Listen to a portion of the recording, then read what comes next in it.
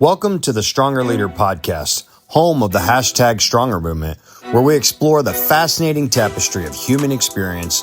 I'm your host, Tony Cardello. Each episode, we'll sit down with a remarkable guest to dive into their unique journeys, from successful business leaders to individuals who have faced the darkest of times and emerged stronger, even from some of the inspiring youth of this emerging generation. We'll also cover essential topics on marriage, leadership, as well as spiritual, physical, and mental health, all in hopes to provide you with the tools and motivation to navigate your own life's challenges. Whether you're here to learn, grow, or simply be inspired, there's something for everyone. So get comfy, settle in, and join us as we embark upon this journey together. Don't forget to hit that like and subscribe button as well.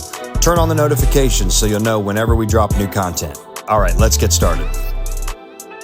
Are you ready for this? Yes, sir.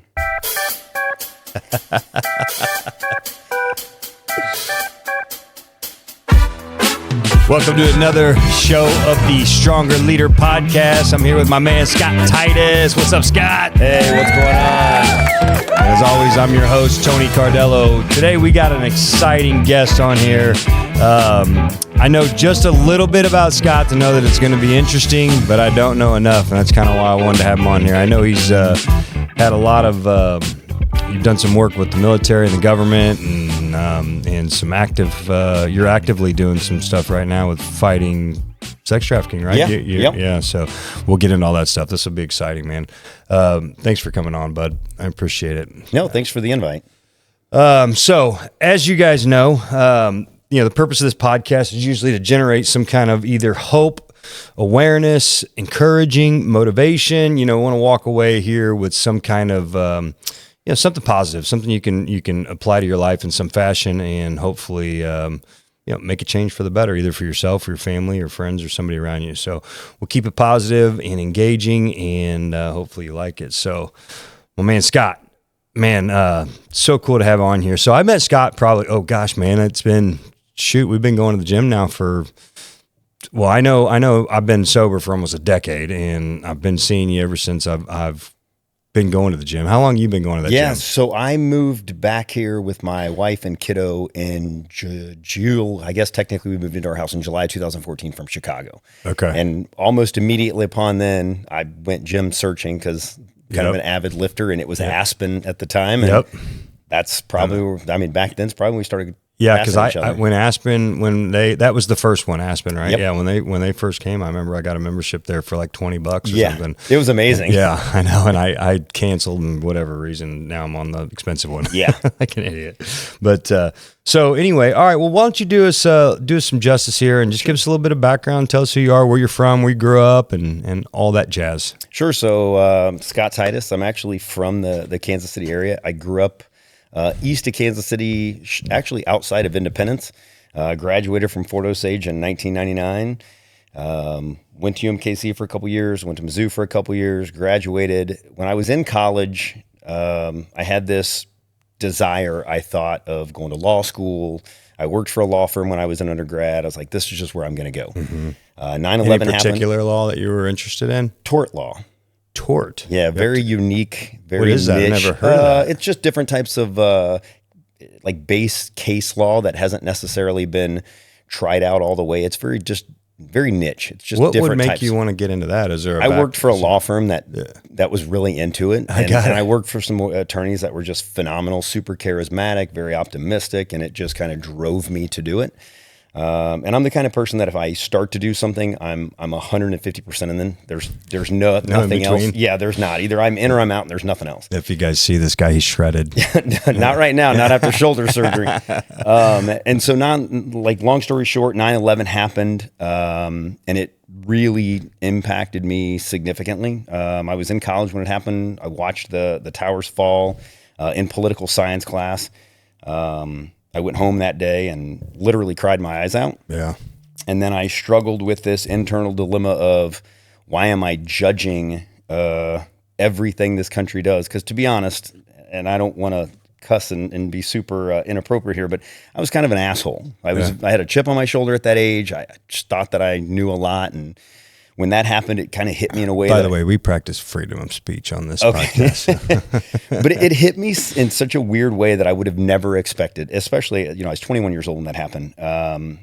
Long story short, I walked into a recruiter's office, took the ASVAB, signed up. So back up at that moment when that happened, and you had these I guess altruistic feelings of wanting to, like, what was your, like, was it anger? Like, I want to go over there and fight them. I want to protect our fruit. What was your kind of like, what was the thought? It's a great question. It's exactly what it was. I had this super strong gut and altruistic feeling of, you're coming to our country to attack us. I'm gonna do something to come back at. Yeah, I'm not just gonna sit on my hands. Exactly. Yeah. And what's so funny is I was in political science when all that happened, and we always talked about, you can make a change if you want to be the change. You can make a change if you want to be the change. And it was always driven in politics, but when that happened, it just resonated in me, and I'm going to make the change by being the change. And so I did. I walked in, went to a recruiter, and I had a phenomenal recruiter. I wish I could cross his path later in life. Long story short, I walked in, and we took the ASVAB, and I was like, I want to go. And he was hilarious. He looked at me and he was like, there's nowhere to go yet, buddy. And it's like, we're not at war. You're a little early, young buck. And so how old were you then? 21. 21. Okay. And he convinced me to stay, because we're talking like just a matter of weeks after it happened. I went in to sign up. And so he convinced me I wonder, do you know any statistics on like the, of how many people did that? Like, I wonder how many, guys your age or around that, when that happened, were like, I'm going in. I wonder if there was a big spike and increase in recruitments around that time. I have read that there were for the first several years after, but I've never seen anything that. Yeah, I'd be curious. I would imagine it was very high, and it lasted for a while, because even when I went in, or when I signed up, the recruiter was convinced me. He's like, "There's no point in going in yet. You might as well wait. You're in college. You don't have much left, just finish," which was the greatest decision I made, because I probably wouldn't have graduated undergrad if I wouldn't have done that. Right. But even when I went in, I waited 6 months to go to basic. Like, after I graduated, I was like, okay, let's go. And he's like, yeah, you're not going yet. There's no opening. So, I mean, even at that, there was such a spike in people going to the military. It was still 6 months before I took off. So, question then on that, since you were we'll call it in the ether for a minute, you were high on this idea. By the time basic came around, had that softened at all, or were you still as vigilant as the day you wanted to go? Probably hyper. So I was living through the news. By that point, we had actually went to war, if you will. Yeah. And so you're chomping at the bit. I was chomping at the bit. Yeah. I was living. I honestly, college was more of a. I was so focused, hyper focused, to graduate as fast as possible, because the way I looked at it, as soon as I graduate, I'm going to go. That's it. And again, it's all in or all out, and I was all in it, going as expeditiously as possible. So I just focused on school, graduated, and then I was ready to go. And then they were like, yeah, no, you're not going. It's going to be 6 months from now. That was probably the biggest challenge at the time, because like, what am I going to do for 6 months? Like, I'm not in school. Like, and I worked at the law firm. They were good with me. They knew what I was doing, and they just let me just keep working for the summer session until I went off to basic. But that's cool. It was a struggle. So Army, right? Yep, I went to the Army. I actually went to the Marines first, took the ASVAB, scored relatively well. And the Marines are a little different. They typically put you where your ASVAB score falls, and all I wanted to do was infantry. What's that acronym for? Do you know? Armed Special. Oh, no, I don't. I don't remember what it stands for. It's been too long. It's the aptitude test to determine. Like a placement test, I guess, that's right? Very similar, yeah. And it tests a ton of different things. God, just to see where you would be best fit, right? I cannot believe I can't remember that acronym. Yeah, it just kind of determines where your strongest abilities are, where your weakest abilities are. And the Marines use that, and like several of the branches do, but the Marines use that to place you where you're best going to fit the Corps. And I didn't want to do that. Like, what they wanted me to do was like counter intel stuff. And that was just like, I only wanted to deploy, and I didn't see myself doing anything but infantry. I wasn't trying to make a life of this. I wanted to go in. So they had a place for you. They wanted you to use your brains, and you wanted to use your muscle. That's exactly right. Yeah. And so when that happened, I walked out of the Marine recruiter's office, walked right down the hall into the Army, told the master sergeant at the time, I was like, here's my ASVAB score, this is what I want to do. And he just looked at me, he's like, okay. And that's it. So like, I graduated college, and 6 months later went off to basic and was infantry and went through all that stuff. And then I went to Alaska. That's where I was stationed. Oh, wow. Yep. So I was up there. I don't know anything about that process. Any choice in that process? Can you like put your name in the hat for a certain anything? Nothing, no influence at all with that? No. So when you sign up, you could sometimes negotiate some things in your basic contract. I went at airborne school because I thought I was going to go to the 82nd Airborne because that's what I was hoping to do because that's what everybody knows about. And I went to airborne school right after basic, and then I went up to Alaska, which was an airborne unit up there. I was like, what am I doing in Alaska? This is not what I thought. But no, there was no options. It was just, this is where you're going, and that's where I went. So that's where basic was in Alaska? No, basic was in Fort Benning, Georgia. Okay. That's where I went first, and I was down there for, the several months that basic ended up being, and then airborne school was right after that. And then I actually came back home for like a week in between going from basic to Alaska. So tell me, take me through the military. So when you're in Alaska, you were stationed there. Any action in Alaska? No. So it was maybe running from bears or salmon fishing or something. A funny story. When we first in processed, and I remember this civilian was given this welcome to Alaska spiel, and I had never been to Alaska. And she was like, if you've never been here, this is going to be different. If you really like outdoorsy stuff, you're going to love it here. If you don't, and you like the city, it's gonna be it's gonna be a learning curve. Well, you like the outdoors. I did, yeah. I did, and I honestly I didn't struggle. I was single when I went up there, and there's not a lot of options for finding the love of your life. I will say that, especially in a place that's a military area, because there's a ton of men. Right. But I ended up having some real good friends that I made. We used to hunt. We went fishing all the time. We started climbing some mountains. I started rappelling. I learned to do things that I never thought I would do. That's cool. And then deployment came up. And I finally got what I wanted to do, and we took off and deployed in like May of 2005, and I came back to the States in November of 2006. So let's talk about your deployment. Where was your assignment? Were you Afghanistan? No, I went to Iraq. I went to Mosul, Iraq, which is the northern portion of Iraq. We were there from, like I said, May, which was short. There was a chow hall bombing in Mosul, Iraq with 2-4 infantry, and that happened just a little while before we got there. And so when we got to Mosul, it was pretty wild. I mean, it was definitely a combat zone, without a doubt. And then I was there for about just a little over 12 months. And in August of 2006, I got stop lost, which means held in past the time you were supposed to get out. And we were sent to Baghdad from August to November of 2006. So I ended up staying in almost 10 months more than I was supposed to. My contract was 3 years, and I did 3 years and 10 months. Got it. Regret any of it? No, not at all. It changed me in ways that there is nothing that would have ever changed me to become the person that I did. I look at this country very differently. I appreciate what we have in ways that I never would have.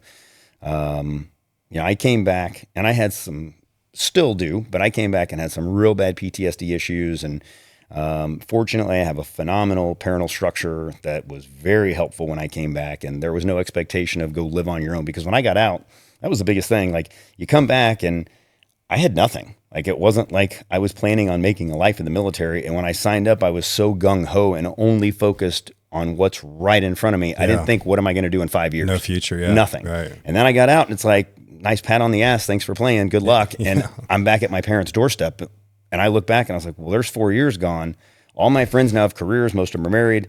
And I'm exactly where I was when I graduated college. Almost like a time capsule, right? It's how it felt. Yeah. And that for me was an eye opener. And I was very, very, and I was dealing with a lot of, things with coming back, and a lot of loss over there, and a lot of internalized guilt, just trying to process all of that stuff. And then when we were back stateside, a good chunk of our friends, took their own lives coming back. So we're battling with that. And then trying to figure out what I want to do. And I was just so fortunate that my parents weren't like, figure it out and get out. Like, they just never treated me that way. They were so good to me. And I think that's what made the biggest difference, is I had a support structure to come back, and they weren't forcing me out of my house, or out of their house, technically. Yeah. They encouraged me to get out and do some shit, but it wasn't like, get out now. It was more, hey, we've got to make a decision. What do you think you want to do? What are you interested in? Are you going to go back to school? And I knew what I wanted to do. I just didn't know how to get there. Gotcha. Interesting.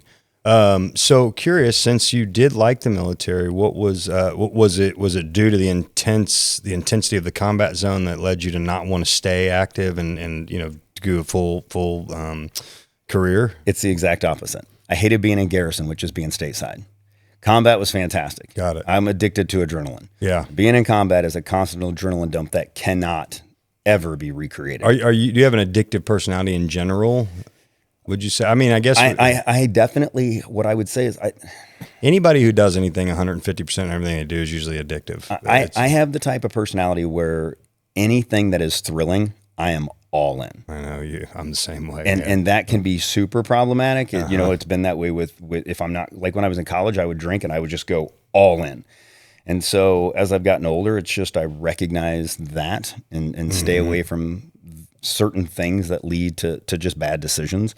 It's funny because I'm writing my book right now, and the psychologist that I'm working with, you would appreciate this. He spent 26 years in the military, and he was the Pentagon's leading expert on suicide prevention. And wow, Dr. Wayne Chappelle, I don't know if you ever heard that name, but he's he dealt with a lot of special forces and all that stuff. But so we worked together, and he asked me when I was writing my book why, because I was fairly quote unquote rebellious growing up, but he asked me that, and for some reason it just hit me different a couple weeks ago. And he said, why do you think you were so rebellious growing up? And I thought about it, and I had great parents. My parents loved me. They divorced when I was early. I'm sure that was a little impactful, but never split parenting. Right? They parented me together, loved me together. My mom and my stepmom cooked dinners together on the holidays. Wow. So we had a really good family. So I had no reason on paper.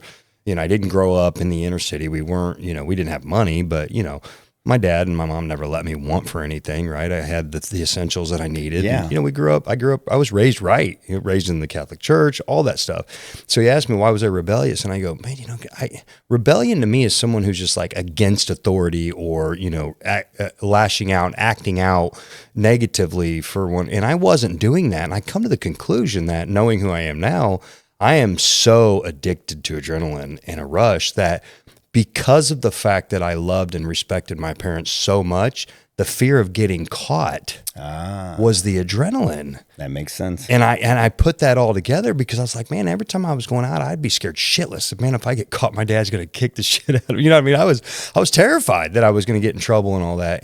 But the feeling of the dopamine rush, and the adrenaline from possibly getting caught outweighed the consequences. And so I did it. And that kept going later in life. Same thing with drugs, doing the drugs. I knew that it could wreck my marriage. It could do all that. I could go back to prison, all that stuff, but it didn't matter because it felt so good. And that rush was so, and now I had instant access to it through a pipe, Yep. And so, and I didn't realize that. And it's that dopamine, adrenaline. I need that constant, because I look back, I never did downers. I never did pills. It was always speed up, adrenaline, fast. And what's funny that you say that, Tony, I'm very similar. So I was almost a goody two-shoe or beyond a goody two-shoe. I was nearly a straight A kid in school, all from elementary on. I worked in the office as a student aide when I was all through middle school and high school. But one of my closest childhood friends, his name's Levi, his mom nicknamed me Eddie Haskell. And she's like, you're the greatest kid to my face, but I know when you're gone, you're the kid that's doing some crazy shit. And that's exactly what it was. Like the dopamine for me, it was always chasing the next greatest. I fought a lot as a kiddo. I mean, especially in high school, I was constantly in fistfights and pushing it. And that's exactly what it was. And I think when I came back from Iraq, for me, had I been able, because I actually, when we were there, I tried to transition from the Army to become a private military contractor, a PMC. Mm-hmm. There's those like Triple Canopy or Blackwater, which they don't call themselves that anymore, but a number of those people at the time, I mean, this is 2006, they were everywhere over there. And I was like, if I could just stay here, like I had no wife, I had no kids, and I was so disconnected from the American lifestyle, from my parents, from everything. I was just honed in on what we were doing. And I mean, it was some wild stuff. Like it was high adrenaline. It was just a constant, every mission was a new high, and you're constantly chasing that first feeling. And I did not want to come back, but the Army don't let you do that. They're like, yeah, no, sucks to suck it on the bus. And so we flew back. And then when I got back, it was like this crash of now what? I actually broke down in front of my old man once, which was funny because I didn't do that much as an adult. And I told him that I'll never be the guy that I was in Iraq. And that, I think, crushed him. You know, I think trying to hear his 26, 27-year-old son say that he'll never be the person that he was. When they, and looking at it from now as a parent, their standpoint, they were more scared that, 17 months I was gone. And Change you. That they were just out of their mind, afraid that I was constantly going to die. And I was so out of my mind, just focused on what was in front of me and never thinking about them. And I think when my old man heard that, it kind of broke him, because he was struggling with the idea that I didn't want to come back. I had to come back. Yeah. And if it would have been an option to stay, I would have. But no, I hated being stateside. I was not a garrison soldier. I was not a soldier that was meant to be, wearing the fatigues and dressing down all the time and doing what we're supposed to all the time. I was never in trouble. I got promoted really quick. I was always like a good person, especially in the Army. I was like very straight-laced and always dressed the way I was supposed to be. And I got promoted E5 pretty quick and was a team leader the whole time in Iraq, and everything was good. But I am so mission focused that when I got in the position of being in Iraq and we were mission driven, that's where my personality shines the best. If I have a direction, that's where I come through. That's my level of success. Dude, that's so awesome. So, man, having the interactions I've had with you over the years, I could only assume the darkness and the things that you experience and all that, but the way that you speak now, you articulate, you're obviously, you're highly educated, your IQ's off the chart, I'm sure. What mentally though, processing all this, how have you obviously have had to compartmentalize a lot of that. Is there ongoing therapeutic things, not necessarily that you go to therapy, but things that you do on an ongoing basis? And the reason I'm asking this is because there's going to be people watching this that are going to be like, all right, how's this dude seem like he's got his shit together? Because you do. You seem like you got your shit together. I appreciate it. For me, I'll be honest, my vice is the gym and jiu-jitsu. I did MMA for a while. I'm old now. It's not fun being punched in the face, but I did MMA way back in the day when it was just a whole bunch of dudes in garages beating the hell out of each other. But jiu-jitsu and fitness, whether it's running or lifting, is kind of what I sunk myself. And I got into working out when I was 17 in high school. I didn't know anything. And then I got in college and I started learning a little more about the body and how mechanics work. And, oh, wow, maybe if I eat better and not drink every night, I can gain muscle. And then, shocking. When I was in the Army, I really dialed in on that. And that was kind of like when we were deployed, we actually had a gym on the base in Mosul we were on, Fob Merez. It was actually a nice gym. And it was one of those things that being in the gym there was my only place of solitude and solace from the chaos of outside. Mm-hmm. And so when we weren't on a mission, that was my peace. It wasn't sleeping. It wasn't like, and again, I didn't have a wife and I didn't have a kid, so I can't attest to how that likely would have been my place of solitude. But for me, just the gym was where I found myself. And then I would go to church over there. If we didn't have missions on Sundays, we'd kind of get together as a group and pray, or they had a little on-base church. But for me, it was just finding a way to let all of that hatred, my self-hatred, out, or anger toward those that we were battling, and just all the demons. When I came back, I struggled for a while. I really did. I had a lot of... any suicide ideology at any point? I had a lot of suicidal ideation. I never got to the point of actually attempting, fortunately, but just lot of ideation. Yeah. And I started writing, and I still like to write. And I started journaling, or whatever you want to say, writing the detail of my ideation, because I knew I never felt like I would do it, because I've always been driven to be successful. And I just looked at, if I did that, then I fail. And for me, that's a bigger pill to swallow than moving forward. Yeah. So I started writing about it, and I went and saw a therapist for a little while, the VA doctors. And again, the VA today is a much better VA than it was in 2007 when I got out. It was more of just rinse and repeat. We were all just rotating back, and they were just flushing us through as fast as they could. Today, it's much better. But at the time, I struggled, because I went in to a group therapy session, downtown VA, and when a person started telling a story, and it took all of about 2 minutes of the story for me to just want to call bullshit. I mean, I just felt like everything he's saying was either a regurgitation of a story he had heard, or some other stuff he was half making up and half was true. And for me, that was so problematic, because what I felt like I lived through, I don't need somebody to tell me some shit to make themselves sound better. I just couldn't handle it. And I know that group therapy works for a lot of people. I have my bachelor's in psychology, my master's degree in psychology. So I just came back and focused on myself and did some internal like soul searching and that education help you? I think it honestly did. Cause I was able to sort of self-diagnose some of my thoughts, my suicidal ideation, and separate what is ideation versus what is concern. Like, hey, just because I'm thinking, would things be better? Would it not? How would I do it if I would? Is that such a negative direction that I'm taking my thoughts that I should be concerned? And then I was also able to kind of dissect and break down what's leading me to this and how to work through that. I definitely think it's helped. It's helped a ton in my current career, but I think it kind of helped me just battle some of my own internalized demons. And then,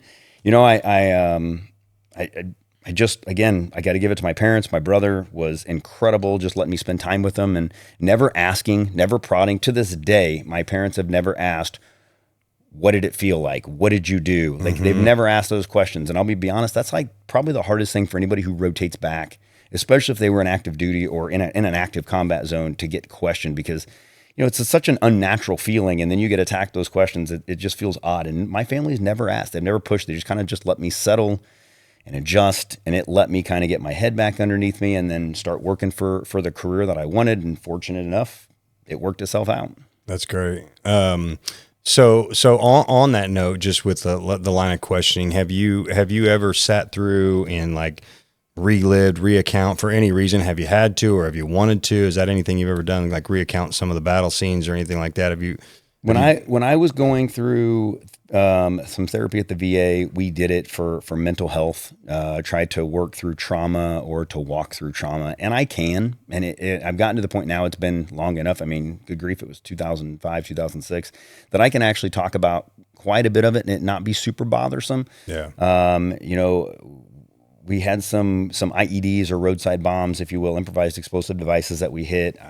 There was a time at which I was concussed severely. My parents got a call at like 3 a.m. because I was rushed to what we called the combat hospital or the cache, because I was completely unconscious and I was taken there in an IED incident.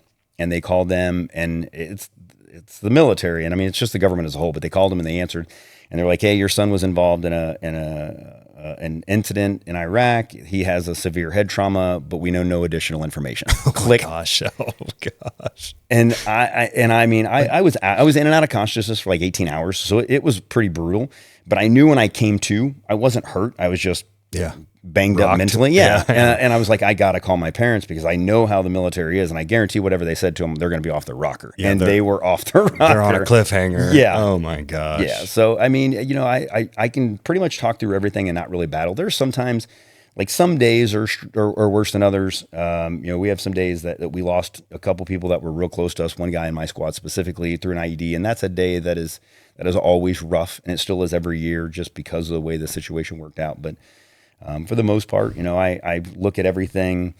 What about your parents? What about your mom? Does she have any like that call? Does she, is there any like PTSD for her of those?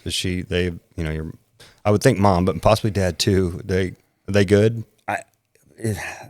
My dad is old school hard ass. Okay. Who would never tell you if he wasn't. Yeah. And my mom is literally June Cleaver, the sweetest. And I'm not even being a smart ass, man. She is like, I swear to goodness sake, she's a person who is so empathetic. She's a true empath. She takes everything in on herself and lets everybody dump on her. And she never spills it back. So you'd never know. Yeah. Like she told me, when they called, I was broken and I was crying, but she was never the type to like pour that back out in a like a guilty manner. Like because of you, this happened. It's just not who she was. And my old man will never admit it. Like if it was hard on him, he'd be like, I just knew you'd be okay. I was good. I was fine. I knew you were going to be okay. I wasn't worried. That's the stuff he'd say. I just knew he was going to be okay. I go, okay. So that's very great. Old school. So tell me now then, okay, what was your highest ranking? What'd you leave the military as? I just got out as a sergeant, an E5 sergeant. Okay. E5 sergeant. And then you got out and then you came back to Kansas City. I did. Yep. And then how long before you met your wife? And where? And how'd that all happen? So I came back here or is there any other events between coming back and there that are exciting that you want to No. Okay. It was boring. You're just trying to figure out life. I rotated back and I couldn't even figure out what I wanted to do. I mean, I knew what I wanted to do. I wanted to get into federal law enforcement. When I was a little kid, before I ever went to college, I kept saying I wanted to be an undercover narcotics agent. And I just saw a movie and it must have stuck. I wanted to work narcotics. I just got to be the coolest thing. And so when I came back, I knew I wanted to get in federal law enforcement. I felt like that was my calling. I literally can't tell you why. It's just from the time I was little, I always thought it's what I wanted to do. So I started applying. I had no idea how incredibly difficult it is to get into federal law enforcement. And what started as like 6 months process became a year process. And all of a sudden, I'm like 10, 12 months down and I don't really have a job. Yeah. I'm substitute teaching a couple of days a week just to make some money and pay some bills. But I'm living in my parents' basement. Now I'm a 27-year-old. I'm the statistic at this point. Yeah, and I started to succumb to the fact that I was never going to get hired. And I went through the Secret Service process and I got all the way to the end and I failed their hearing test. I passed their polygraph, but I failed their hearing test. They sent me a letter that's like, hey, thanks, but no thanks. And at that point, I started to accept the fact that I was never going to get it. Long story short, at one point at the beginning of or late end of 2006, I applied for HSI, which is who I work for now. And I didn't know anything about them. That's Homeland Security, right? Homeland Security Investigations. Mm-hmm. I knew nothing about them. I just knew they used to be customs service. That's all I used to know. And I applied, and then they finally called in 2008 and said, hey, we want you to take the written test. And I was like, oh my gosh, I don't even remember applying for you, but okay. So I studied my butt off. I took the test. And then it was almost a year later, it's 2009. And at this point, I had started working construction. I was working for my old man who owns a construction company and just making ends meet. I didn't know what else to do, honestly. Yeah. And at that point, I started just accepting I'm going to go back to grad school or I'm going to go to law school because that's what I was going to do. Right. And I know I can score well on the LSAT because I already took it. And I know I can walk back into the law firm that I worked at because they always said if I come back, they'd bring me back. And it just felt like it wasn't what I wanted, but I knew that I could settle an option. Yeah. And then HSI called and they said, you have three options. You can have Kansas City, the border, or Chicago. And I was, like we talked earlier, still chasing this adrenaline. Mm-hmm. The Chicago office is the only one that had a SWAT team. And so I took Chicago and that was that. I was about mid 2009. I went to the academy, which is 6 months long. Down in Glencoe, Georgia, which is about 90 miles south of Savannah, 90 miles north of Jacksonville, right dead center in the middle. So, any semblance of the military, like boot camp, was it starting to come back? As you're doing that. Okay, the academy. 100%. Well, not before I got to the academy, it was all back. When I got the phone call, and they send you through like there's this whole the federal law enforcement process is lengthy. We're talking. I mean, realistically, it was like almost 3 years by the time I applied to get hired. Oh wow! And I mean, it's ignorantly long, and most of it is just nuanced BS that's unnecessary. But that's a whole nother story. But it's like I was so. Again, I'm all in, I'm all out. And as soon as that call came, they were like, we're going to have you take the physical fitness test. We're going to have you take this health. And I'm running and going nuts to get myself in just tip-top shape. Yeah. Like, that's it. I'm just totally driven. And when I got hired, I went to the academy down there. And this is where federal law enforcement is so unique. There are some agencies that have super militaristic like basics or basic academies, like the marshals. They're getting smoked at 5 a.m. They're doing after-hours PT. Yeah. There's other agencies that don't. We're ones that don't.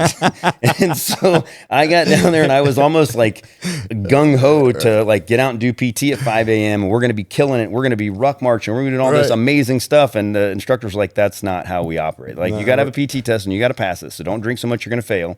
You can't fail any test. Like you got to pass your written test. You got to pass firearms. But you're here for a reason, all right? So don't screw this up. And I was like, that's it? And really, that's how it was. It was like going to college. It was a gentleman's course. If you didn't show up for a class, they failed you and off you went. You could technically miss two, but it was not what I expected. So same thing there is what I was, back here. Like for me, my mental well-being was important. So I still went to the gym there at 4:30 every morning on my own and just worked out every day for 6 months by myself and then went to the academy. And once the academy graduated, I went to Chicago. Yeah. And that I started up there in a gang group. When I first reported, didn't know a single soul, didn't know where to live. Reported to Chicago, worked gangs, started working narcotics. I was up there for several years. I had an ex that moved up there with me, and this will shift this conversation in a minute, but I was very, no, not about her. I'm a self-absorbed person when it comes to work. Okay. I'm a workaholic. Yep. And she recognized that, and she tried to get me to shift my focus back to our relationship. We were 30 days from marriage away, and I was still working nonstop, and I was volunteering to go TDY everywhere they'd sent me. And she's like, maybe we should focus on marriage. I was like, no, I got to go to the border for 30 days. I'll be back. And so she dumped me. Rightfully so. But again, with me, I as crappy as it sounds, and I own this. I'm very self-reflective. I am a selfish person. And instead of mourning her dumping me or fighting to get her back, I just drowned myself in work. I was like, okay, peace. And that's it. I just live to work. Yeah.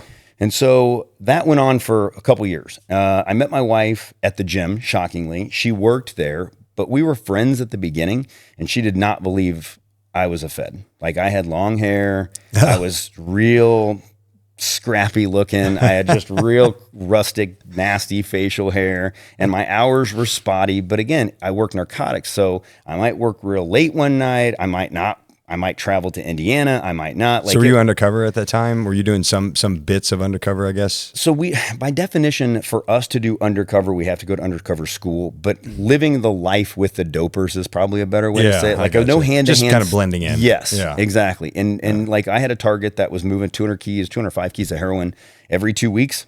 Wow. And so he was making a lot of road trips, and he wasn't really handling the dope at the time, but he was facilitating the transactions. And so we were road tripping with him, me and like two of my coworkers at the time, anywhere he went. So it was nothing for me to like wake up, go set up on surveillance, and him take off to Indianapolis. And so for the next 3 days, I'm in Indianapolis. Yeah.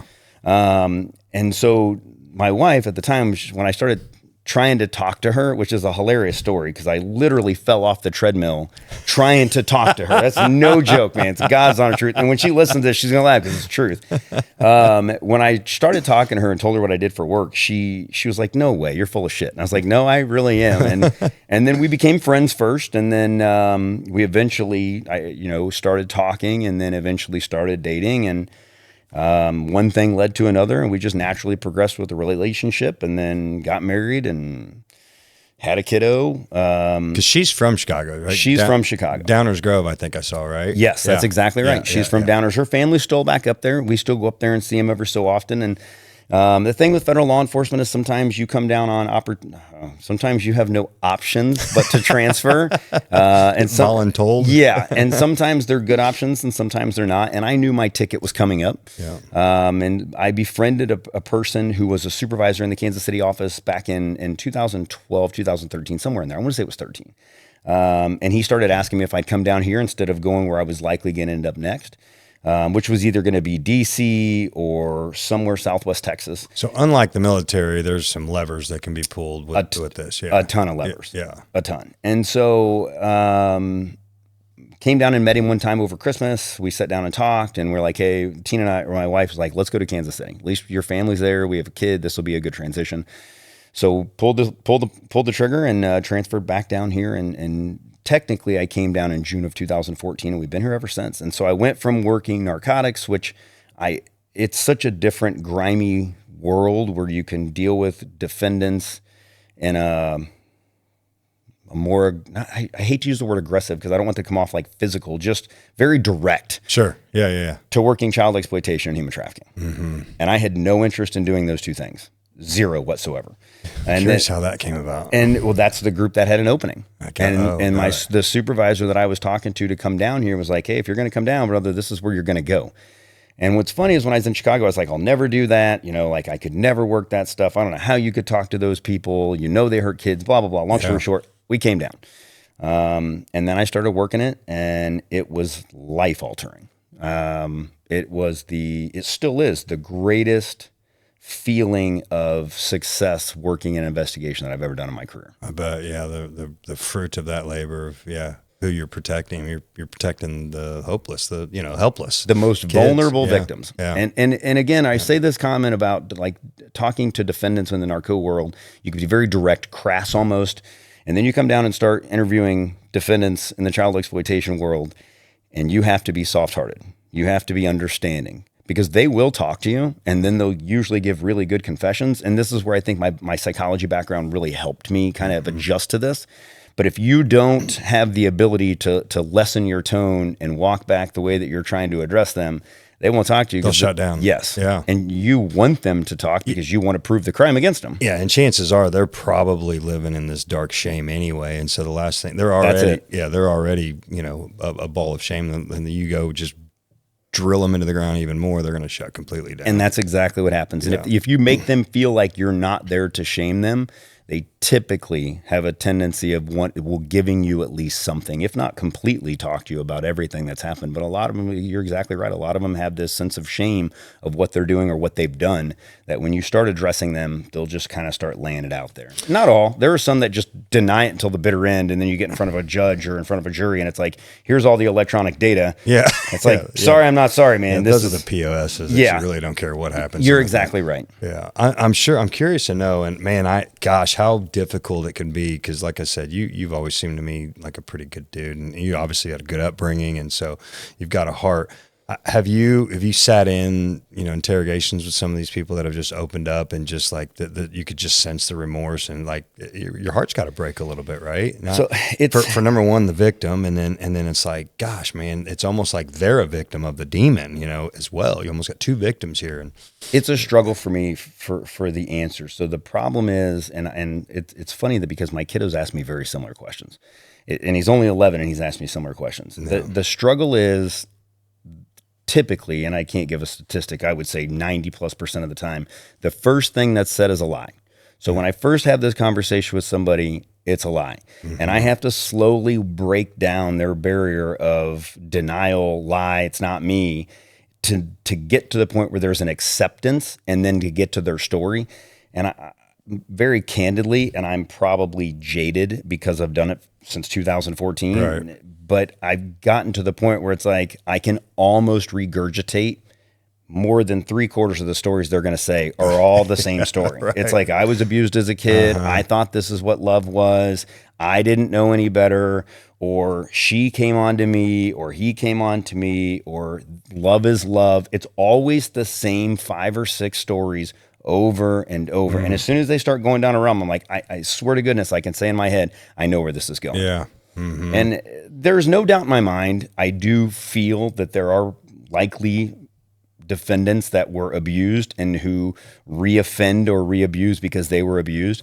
But it is, if the statistical anomaly of the number that we arrest that say that they were abused is true, we'd be batting 100%. Yeah. And I just don't believe that. I think that especially when you start working undercover in the child exploitation world and you get into the dark net and you start seeing some things that the public shouldn't see, there are guides out there that tell them what to say when they're arrested, that walk them through how to get lower consequences in jail, things to mitigate sentences. And it's like, because all of it's so public, it's very problematic for me to kind of look back and be like, what's really true?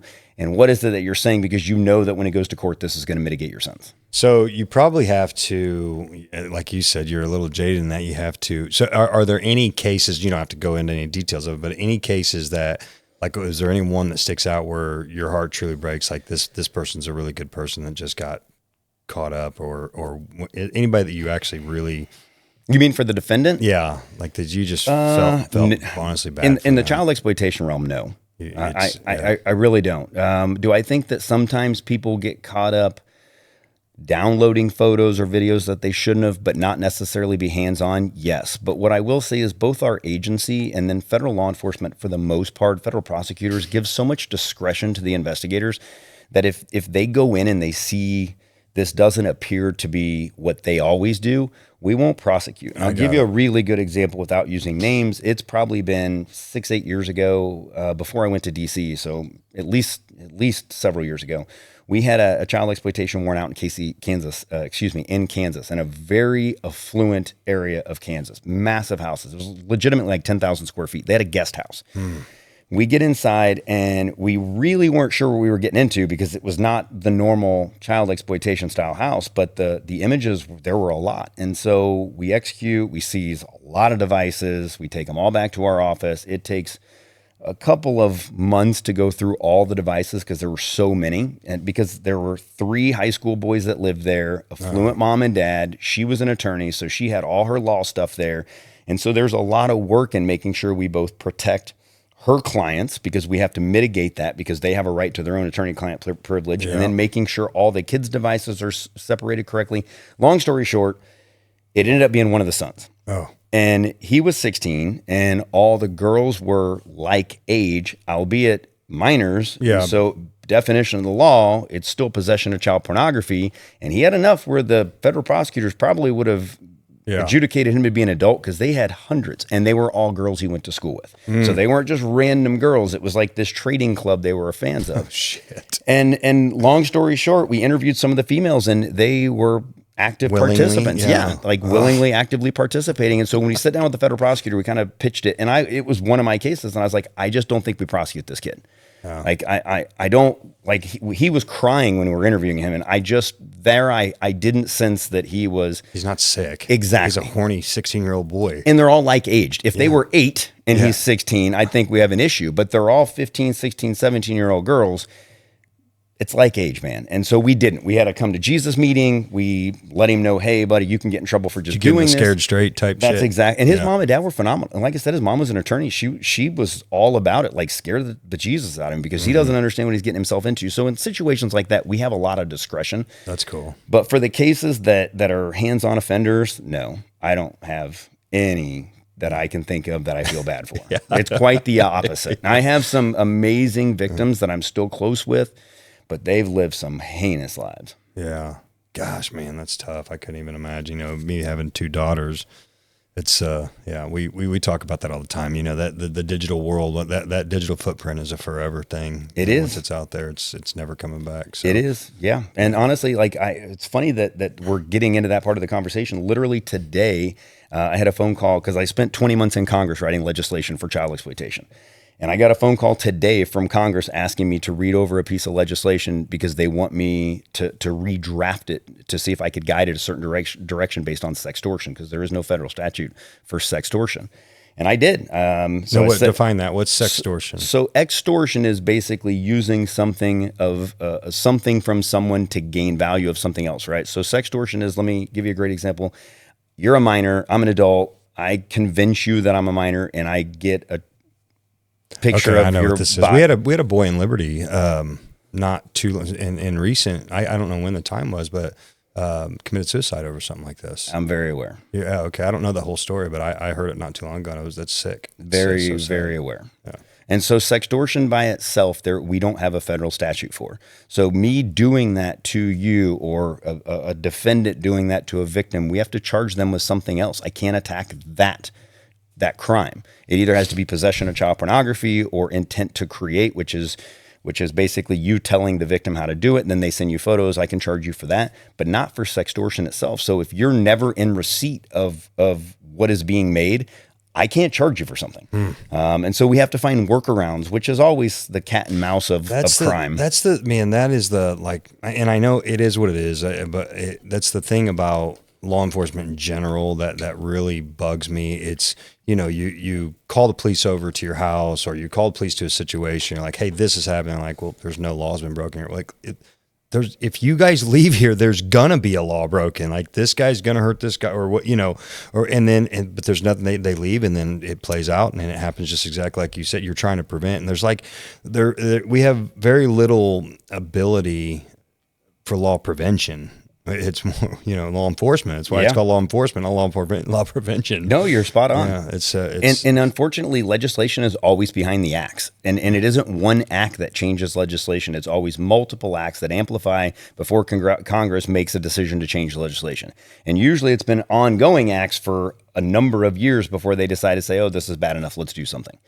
And I mean, sextortion's been going on for a decade, and now it's just become so prominent, Congress can't turn a blind eye. So how's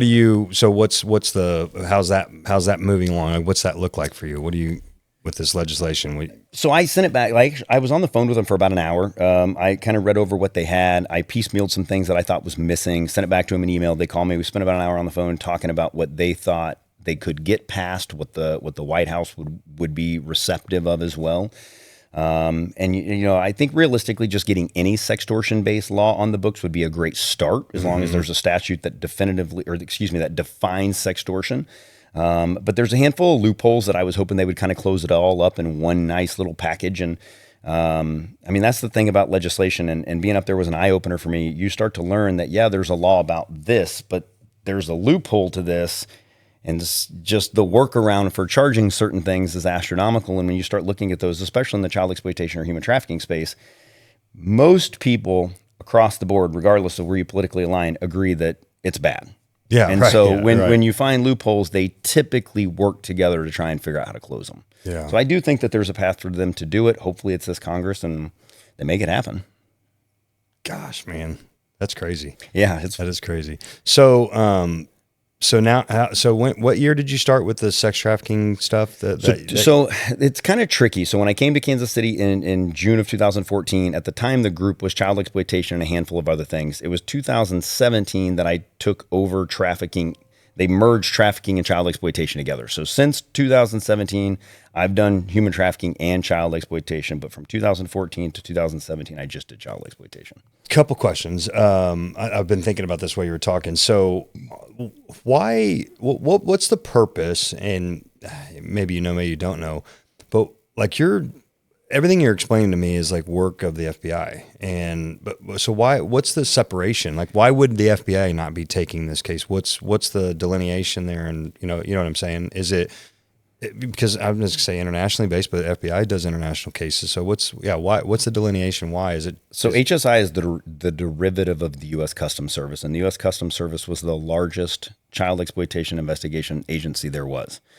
In 2003, when the Homeland Security Act forced a bunch of agencies that had nothing to do with one another together, HSI was subsequently born, and we absorbed all of their stuff and continued to do it. The Cybercrime Center, which is known as C3, NCMEC, the National Center for Missing and Exploited Children, worked together in DC. The Cybercrime Center is a DHS entity that is with HSI.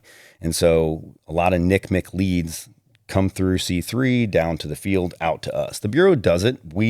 But as an agency, HSI does a lot more child exploitation. So would you say, you guys deal with, because you were in Chicago dealing with drug trafficking. So would you say, and not to undermine the organizational chart, or if there is one, would it be an umbrella, like the HSI is more universal, for lack of better terms? So with narco, it's tricky. Oh boy. So the DEA hates that HSI plays in the dope world. The DEA hates if anybody plays in dope. They don't like city cops, local cops, feds. You're not wrong. They want, yeah, I know. Do you know anything about my story? Yeah. So I know. So they hate the fact that we play in their world, but Customs itself had such a large federal statute oversight. Like the U.S. Customs Service had a massive oversight. And I mean, realistically, the authorities are derived from anything that comes into or goes out of the United States, anything at all, or that uses interstate commerce, which obviously is now transgressed to digital cell phones that can be sent, because that's now interstate commerce. Yeah. And because of that, the authorities from the agencies have expanded so much. There's no doubt we are exceptionally duplicative, but so is everybody else. Like the Bureau does dope, and they shouldn't. The Bureau does like some financial crimes. So does the IRS. So does the Secret Service. The Secret Service also works child exploitation.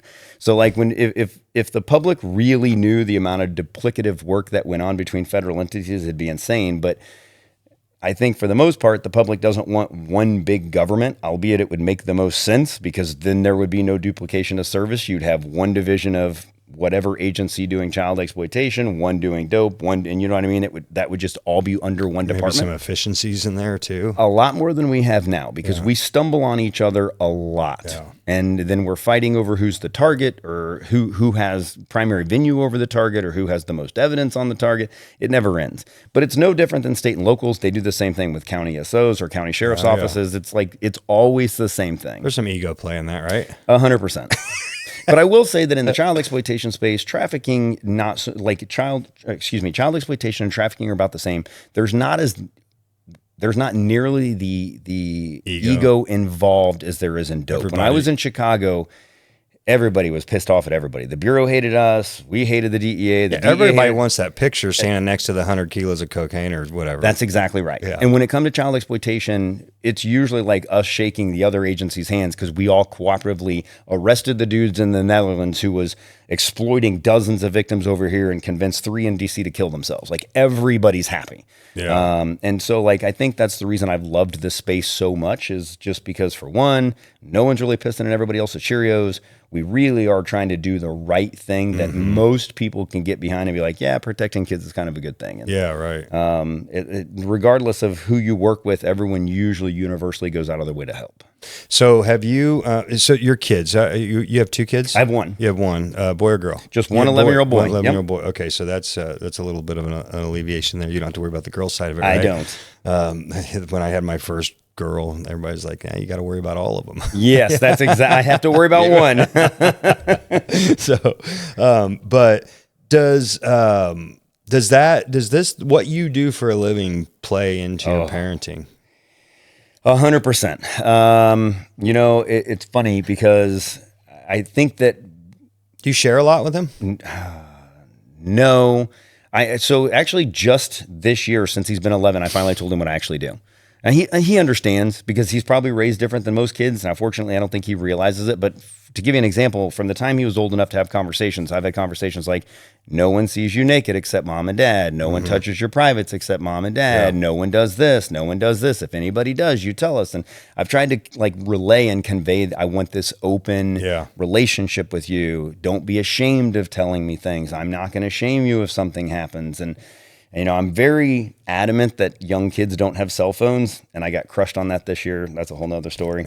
But you know, it's one of those. So you made it to 11. My son's 10, and he's January 29th, his birthday. So we're like right on that fringe. It's probably going to happen for Christmas this year. So we're making the leap. My kiddo outsmarted me, and so like. So long story short, like I've kind of raised him around understanding what is acceptable and what is not. Just the social norms of don't take photos of yourself naked. It's kind of weird, you know, just like letting him know, let's just not do this stuff. And then this year we were actually driving back because we own real estate. That's my side business. And so he and I went and worked on one, and we're driving back. We just had a dad Sunday and we're driving back, and I was like, hey, listen, I'm going to tell you what I really do. And I just laid it out there because he's a smart kid and he's around enough, and I take work phones at home or work calls at home. So he hears things and I'm not trying to hide.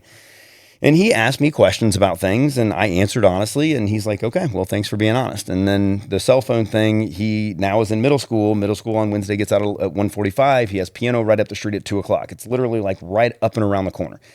And that's in the middle of the day, so I can't get him to piano. And it's right in the middle of the day where my wife, she owns a property management company that we started.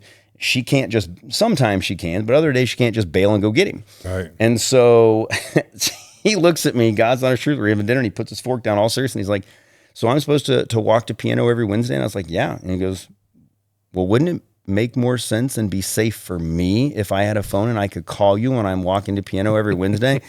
And I look at him because I've tried to raise him to speak articulately, and I'm looking at him like, son of a bitch. Yeah.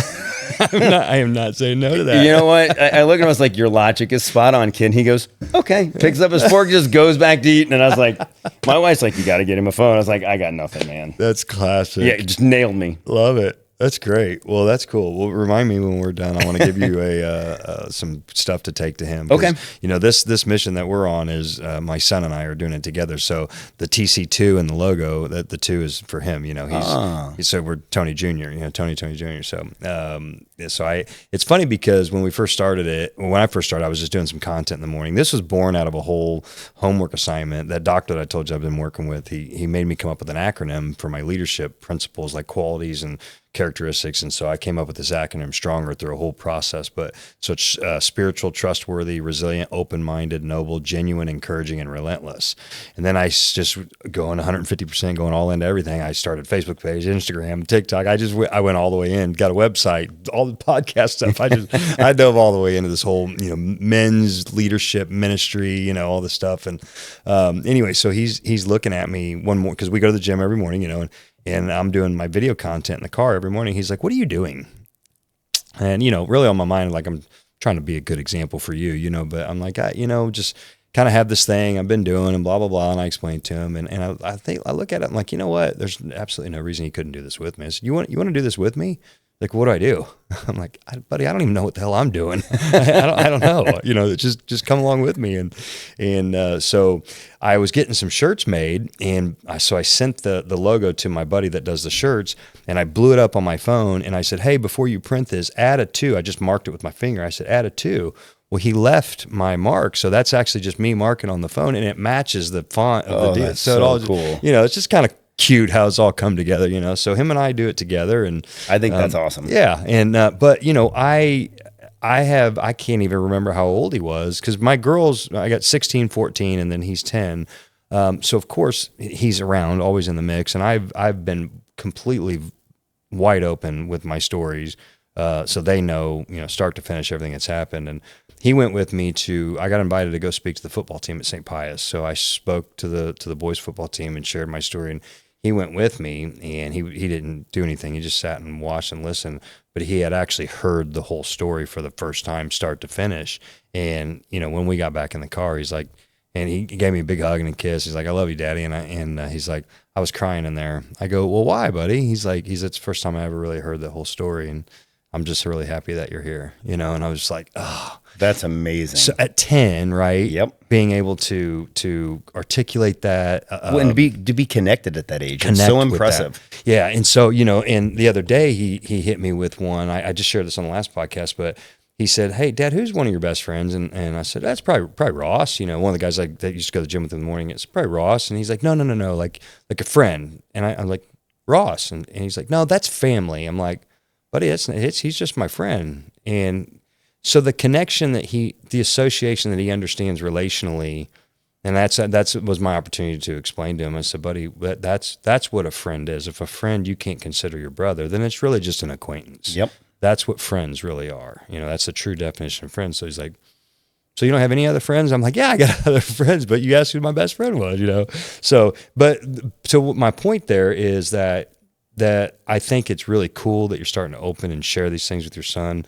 I know one of the biggest problems that we have today, especially with men, is our lack of emotional intelligence. I agree. I mean, completely. What our definition of men were, like your dad, right? Tough, stern, deal with your own shit, keep it internalized, don't tell nobody, and that's, gosh, it's so, whenever I do my speeches, I always tell people I'm trying to redefine cool, I want you to know that being open and honest and crying and all that stuff's fine, and I always joke, man, I am sensitive. I'm not soft, because I will cry while I'm choking the shit out of you. There's a difference, right? But I mean, it is the greatest way to say it, because I am sensitive, and my wife, sometimes she'll give me a hard time. She's like, gosh, sometimes you're crying from watching Old Yeller. Yeah. And she's like, and then I turn around, because she said this to me, and she's like, and then I turn around and you're completely soulless telling somebody to shut the fuck up. And I was like, that is literally me. Yeah, me too. 100%.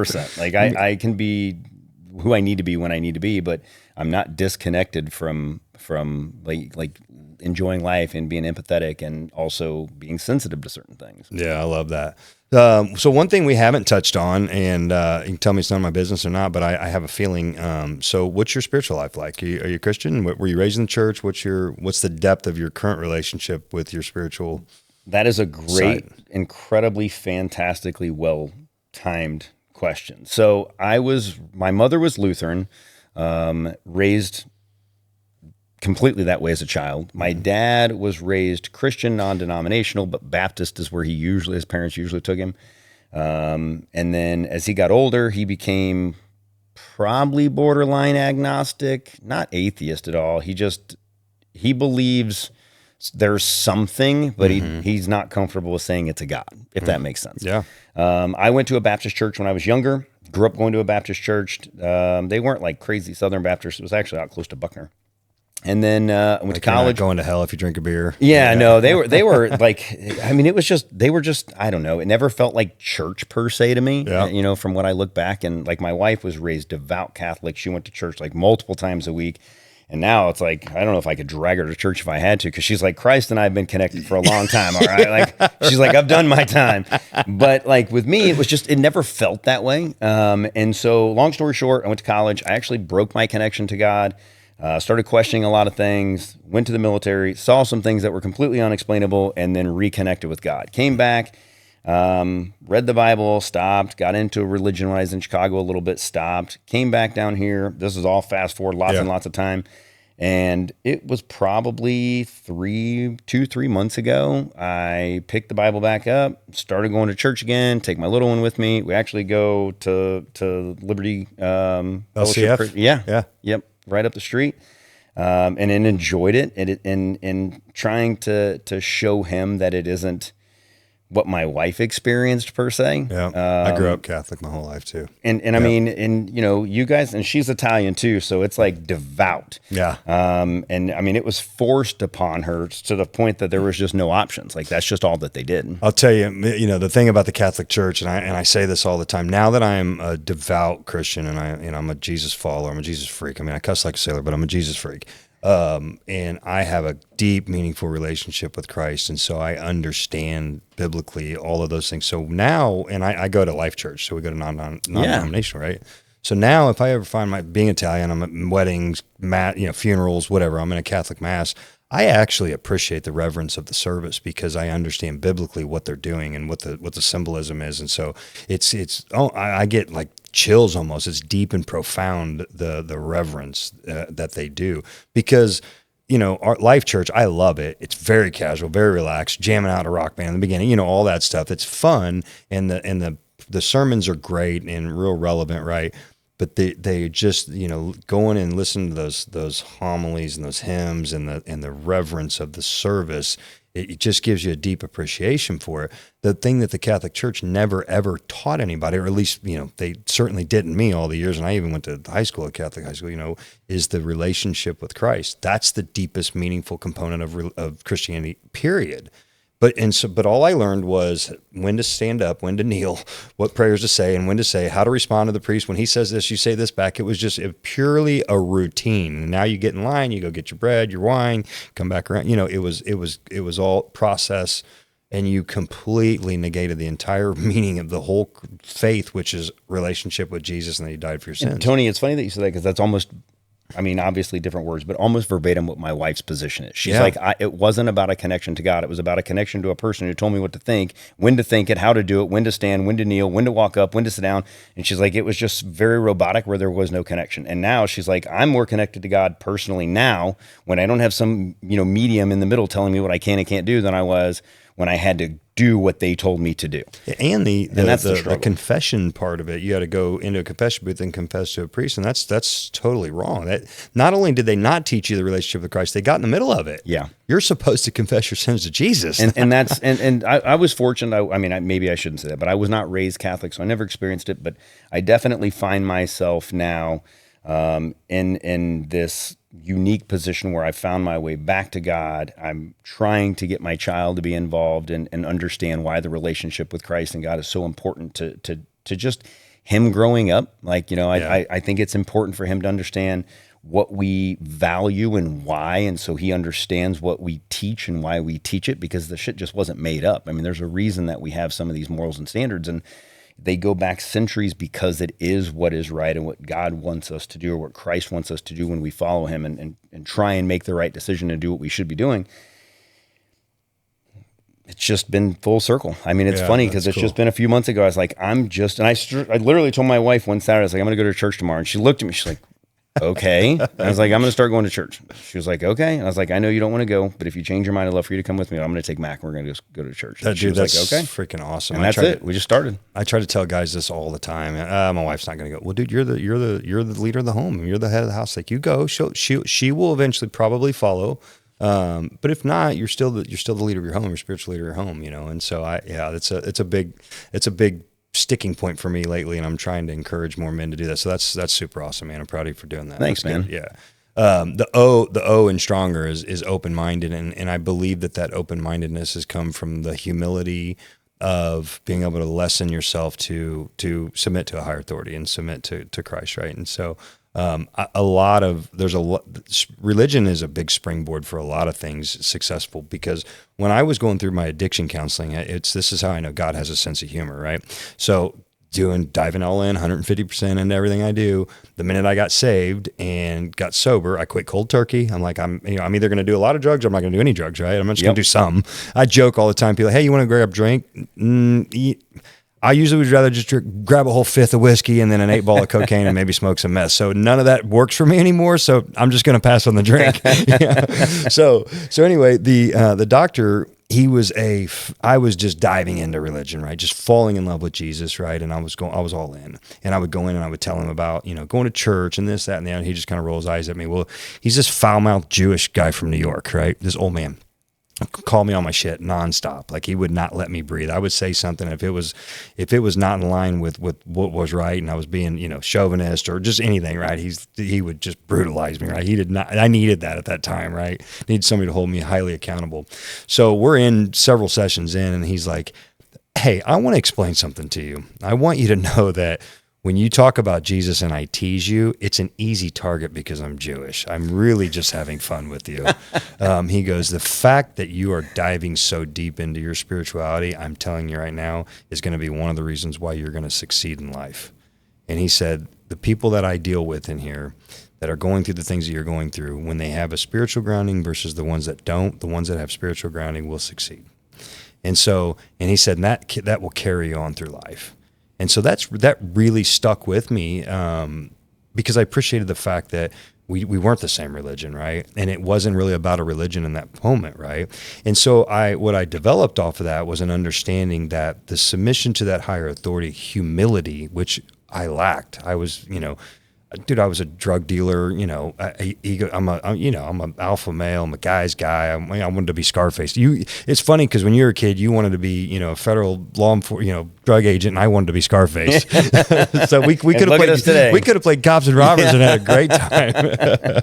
So anyway, yeah. So, but that spiritual element has been a springboard for literally everything. And then for me in particular, following Christ as the best leader, me being a leader of businesses, I got 350 employees, 400 employees underneath me. And my wife, we own the med spa businesses. So I'm a leader. I'm a leader in the home. I'm a leader at school, work, everywhere. Who better to model than Jesus, a leader, right? We're talking about a guy that led people in such a way that they were willing to get their heads cut off following him, right? I'm just trying to get guys to get into the CRM and do their follow-up calls. I'm not asking anybody to get their heads cut off, but if he could get guys and people, the world to follow him and his teachings, that's the guy that I want to follow in leadership, just in life, right? Worldly things, right? Not even talking about the spiritual side. Of course, I want to go to heaven, but while I'm here, and so I've dove like all the way into that. So you being the person that you are, diving all the way into something, I anticipate you'll probably get further into that relationship. I've already found myself going that way. Like I really have. And I find myself reading the Bible more than I ever have before, and actually taking it to heart and trying to break it down and digest things in ways I just, in the past when I was either younger or when I kind of shifted away from religion, I looked at it as more of a challenge to understand than an interest to understand. And now I'm kind of got to the position where I want to internalize the passage. I want to take in what's being said and process it and understand it, so I can project that back out. So I can understand the position of what I'm reading and try and live my life either in conjunction with that, or at least follow what it's telling me, what my interpretation of what it's telling me, which I've never done before. Yeah, that's great. There was a guy that was an atheist that I worked with, and he was on the spectrum, high functioning, right? But and people that are on the spectrum have a hard time with any kind of anything other than logic. If 2 + 2 isn't 4, then it's not right, right? And I get that, right? So he and I sat down, but I'm telling you, this guy would give you the shirt off his back and do anything for you, right? So we sat down. We were eating lunch one time in the lunchroom. I said, "Hey, what's your guiding principles? Why are you so morally sound if you don't believe in God? Because God is really the governing body of morality, 100%. Right? And so if you're a good person," he's like, "Well, I just suppose I was just raised. It's just just the right. It's just wrong. It doesn't matter. You don't have a plumb line knowing right from wrong without some sense of morality." That's right. And so I watched this TED Talk one time where this guy got up and talked about his, it was a pastor that had a debate with an atheist. And he said, you may have seen this before. He said, he went up and it was his turn to speak, and he drew this big circle and he asked the atheist, he said, okay, assuming this is the entire circle of life and everything there ever is to know in the whole world, everything, all in this circle, what do you suppose, how much of this circle would you say you knew? And the guy just drew his little bitty sliver off the side. He's like, okay, hey, you're pretty smart. He goes, so you know all this. This is all the other area of things that you don't know. So is it possible, quite possible, that the God that I serve is somewhere over here, just something you just don't know about yet? And he goes, well, I suppose. He goes, then you're not atheist, you're agnostic, and you're one step closer to knowing who my God is. I have actually I think I've seen that video, and it's spot on. It's so spot on. It's one of the reasons I admired Charlie Kirk so much, God rest his soul, but like he was so good at like pulling people toward religion without, stuffing it down their throat, but calling out some of the hypocrisy when they were trying to either bash Christ or God or bash him for his religious beliefs. And he would do it in such an effective way. Yeah. And in such an effective way that they couldn't even argue against it. And a lot of the times you'd catch them being like, okay. And that's the end of it because there's nothing else to say. I love asking people questions in Logic Trap, and the answers are, yes, you're right, or no, I'm a complete idiot. Yeah. You're not, So that's great. Well, cool, man. If anything ever comes up with your faith walk or whatever, I'm not saying I'm this theologian or anything, but I'm pretty far along. 10 years now, I've been pretty devout in my walk, and I've experienced a lot of things, and so I'll be happy to walk alongside you and that'd be amazing. Answer any questions that you might have. And that'd be amazing. Do you have the YouVersion Bible app by any chance? I'll send it to you. It's the app that Life Church supports. Okay. And probably here, really any time now, there's going to be they're getting ready to have this big, huge celebration in Oklahoma City at the one of the arenas there, because the app is getting ready to crest 1 billion downloads.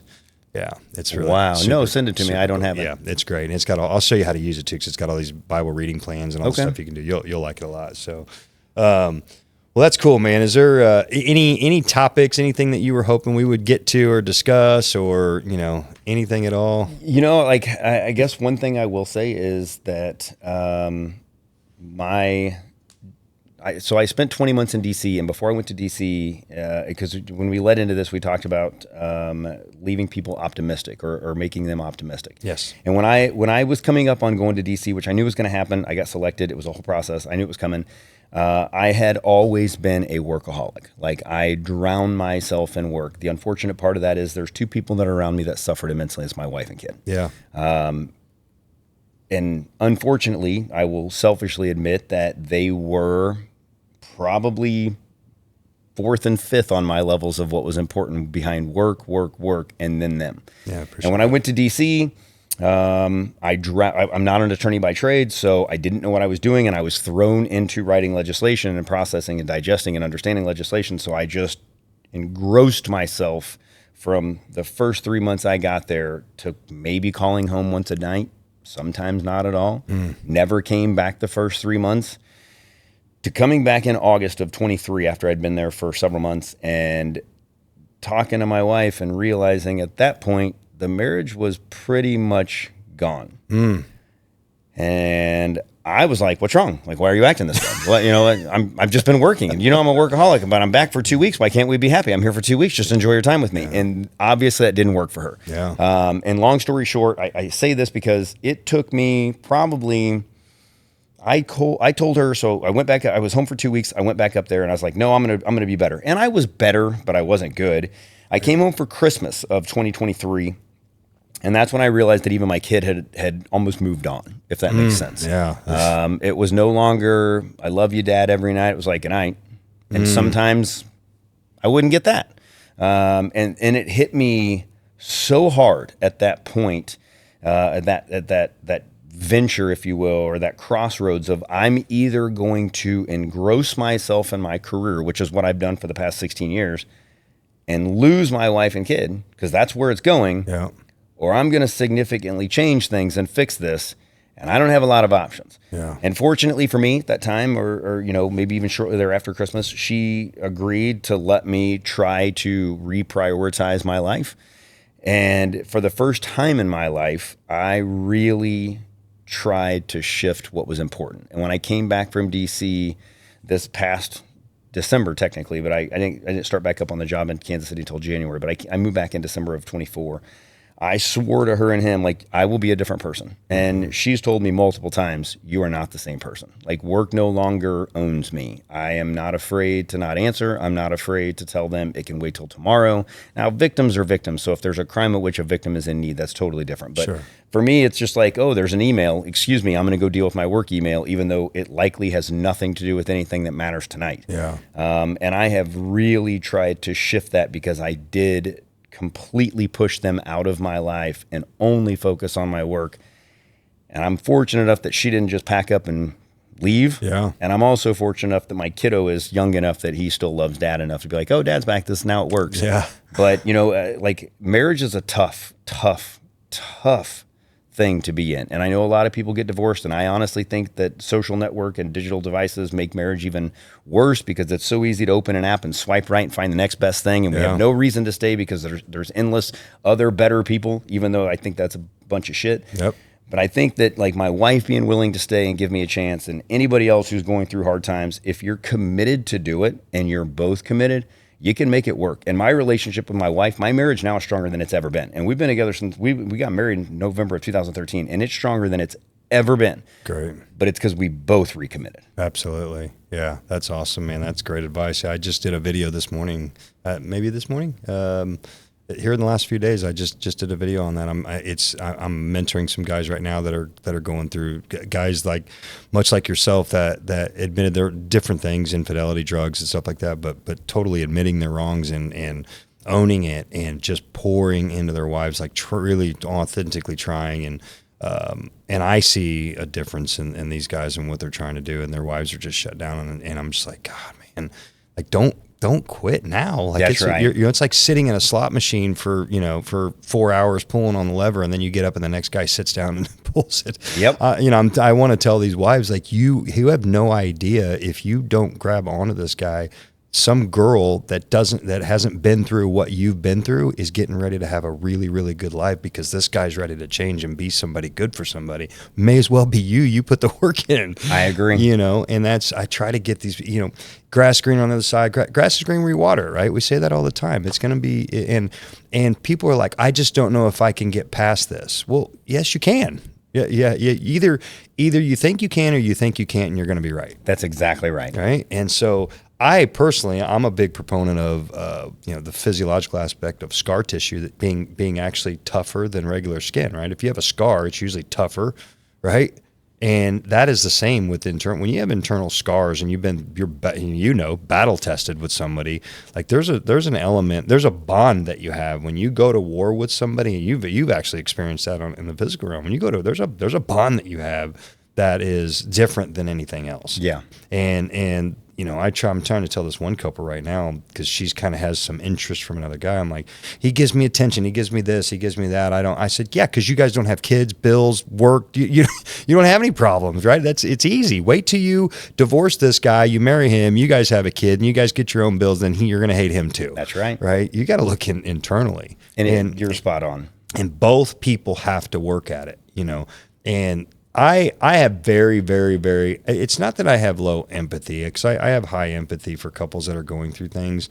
But when women, he cheated on me, he cheated on me once, 5 years ago, and I just can't get over it. I'm like, I would be canonized a saint if that's all that I did to my wife, right? They would actually literally canonize me as Saint Tony if that's all that I did. I lied, cheated, drained our bank account, took, drugs, women, you name it. The only thing that I can hang my hat on as a noble cause, I never put my hands on her, and I never mentally or physically abused her, but I may as well have, right? Being gone all the nights, her wondering where I was for 2 or 3 days on end. I mean, that was enough mental abuse. Yeah, absolutely. And so, and she can, and let me tell you, my wife is like next to perfect. And I'm not just saying that because she's my virgin till she met me. Church girl, I can tell you the whole story. The day I decided I wanted to marry her was when I was floating around in a pool after being up all night. It was her parents' pool. Me and her sister were friends. We were in her parents' pool after being up, pulling an all-nighter, and I was floating around the pool with some freaking skank from MySpace that I met. I miss MySpace. Oh, I know, right? Those are the days. And she comes out dressed to the nines, going to church by herself while there's like 10 of us over there, blown out of our minds, right? And I'm like, and I look at her, I look at this girl, I'm like, I gotta get my shit together, you know? And so I asked my sister-in-law, I was like, hey, I want to date your sister, you know? And she's like, I'll ask her. She said, tell him to go F himself. I'm nobody's sloppy seconds. Wow. My sister-in-law calls me. She said, here's her number. She'd love to go out with you. so anyway, but yeah, you're right, man. That's Marriage, awesome. It's two people have to do it, right? It is, man. No doubt. And that's, I love hearing that story. That's great. And, you know, I applaud your wife for standing in the pocket too. I mean, she deserves a ton of credit, man. And you know, I know you and your wife have a very successful med spa business, and it's something that I think having something like that to work together does help. And it doesn't have to be a business, but something that you both work together to do together. And we own 167 rental units, and then she started a property management because I got tired of paying a property manager. 167 rental units. Yeah. I was upside down in my house. The very first house that we bought, I was upside down in it. So when I moved to my other house, I just put a renter in there. I rented one unit, and I'll never do it again. It was hell. But I think that's where that goes right back to what I'm saying. Like you have to have something that you work together for. Yeah. I'm all in or all out. I love to buy. I love the acquisition. I love to hunt, to find, to locate. I love the negotiation. I want to go back and forth in the numbers. I want to break it all down and put it all back together and realize this is going to make money. This is how much it's going to make. But the minute that we close and someone has to move in, I'm like, I'm out. Yeah. I don't even want to talk to people. I have no interest in talking to people. I don't want to see their background. I don't want to take any money from them. And my wife is so good with people with that because she ran an operations company. She owned a logistics company. She just sold her portion to somebody else to take over fully of our rentals because they've grown so much. Yeah. And it's like she's so good with that side of stuff. But because of the fact that we had so much invested between the two of us, walking away was honestly harder than working it out. Yeah. But because we had worked so much to build something between us, it just made it easier to sit down and say, all right, I'm going to swallow my pride and own that I've really dicked up to a lot of stuff. I'm going to own it. I'm selfish. This is what I've done. But I've committed to change. And as long as you do the same, we'll continue being successful. And it does, man. It's amazing. And again, my relationship with my wife is probably better than it's ever been. I love that, man. That's so awesome.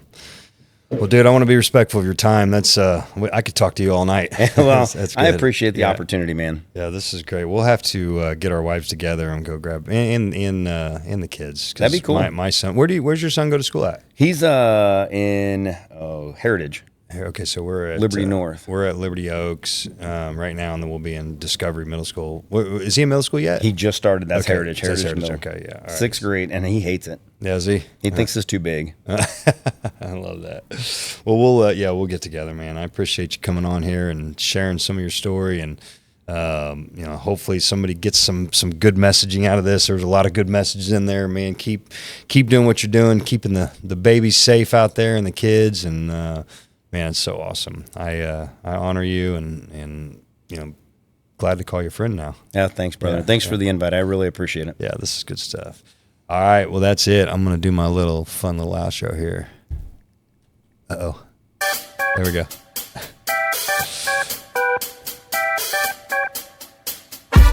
Well, that's it for another episode of the Stronger Leader Podcast. Don't forget to hit that like and subscribe and hit that bell so you get notified when we drop new content every Wednesday. This one will be out. This is episode 9, I believe. So we're racking them up now. Scott, appreciate it, man. Thank you. Be good, be blessed, and be stronger. That's fun. I dig the music.